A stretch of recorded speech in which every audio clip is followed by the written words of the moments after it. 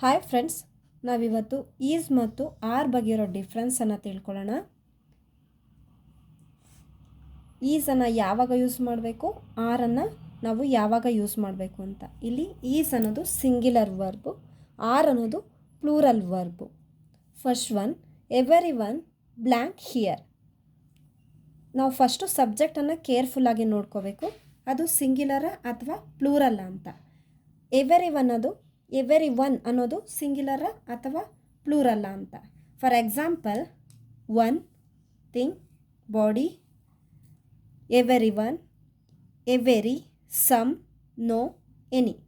ಈ ಥರ ವರ್ಡ್ಸ್ನ ನಾವು everyone, everything, everybody, someone, something, somebody, no one, nothing, nobody, anyone, anything, anybody. ಈ ಎಲ್ಲ ವರ್ಡ್ಸ್ಗಳಿದ್ದಾಗ ನಾವು ಅದನ್ನು ಸಿಂಗ್ಯುಲರ್ ಅಂತ ತಿಳ್ಕೋಬೇಕು. ಎವರಿ ಒನ್ ಅನ್ನೋದು ಒಂದು ಸಿಂಗ್ಯುಲರ್ ವರ್ಬ್. ಅದೇ ಥರ ಇವೆಲ್ಲ ವರ್ಡ್ಸ್ ಇದ್ದಾಗ ನಾವು ಅದನ್ನು ಸಿಂಗ್ಯುಲರ್ ಅಂತ ಕನ್ಸಿಡರ್ ಮಾಡಿ ಈಸನ್ನು ಯೂಸ್ ಮಾಡಬೇಕು. Everyone is here.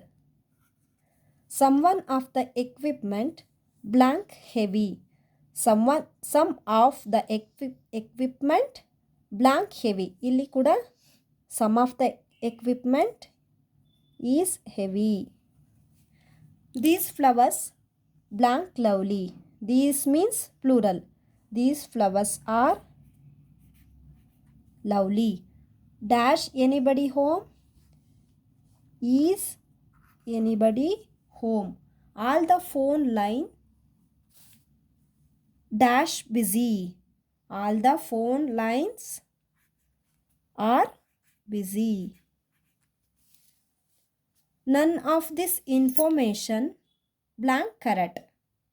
None of this information is correct. Thank you friends. ವಿಡಿಯೋನ ಲೈಕ್ ಮಾಡಿ, ಶೇರ್ ಮಾಡಿ, ಸಬ್ಸ್ಕ್ರೈಬ್ ಮಾಡಿ.